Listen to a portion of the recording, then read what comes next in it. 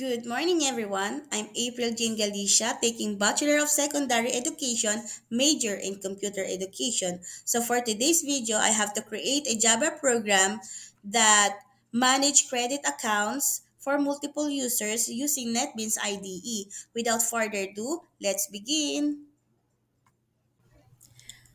For the class structure, namely Client Galicia class and Credit Galicia class, for Client Galicia class, this is the class serves as the main class containing the main method and handling the main menu interaction. While in Credit Galicia class, this class defines the attributes and methods related to create credit operations.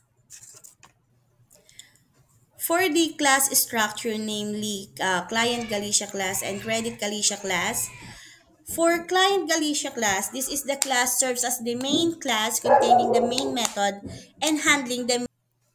So for page 3 of 5, I made a list on my right side. You can see Client Galicia class. So there you will be able to read the method, the functionality, and the purposes that I have shown you in my NetBeans course project.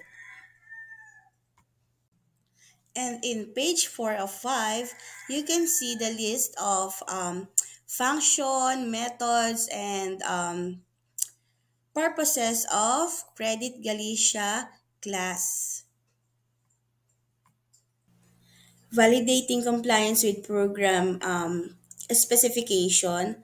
For new credit account, we have to input the name of the client, input the annual income within the specified range, ensure the client credit limit is assigned correctly based on the annual income, confirm that a random 4-digit credit account number is generated, and we have to verify the credit limit is displayed.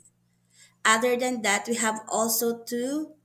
also need to uh, um, know the credit inquiry, purchases, payment, and then we have to go through the closed credit accounts and so on and so forth. So for the credit inquiry, we have to input a valid credit account number, confirm that the account details including credit account number, name, credit limit, and balance are displayed.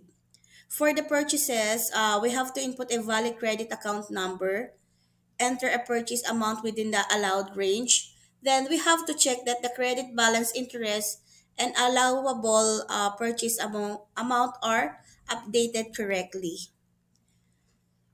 Since we are talking about money, we have to make sure that all the informations are correct. So for the payment, we have to input a valid account number again, enter a payment amount within the allowed range, and verify that the credit balance is correct. Next.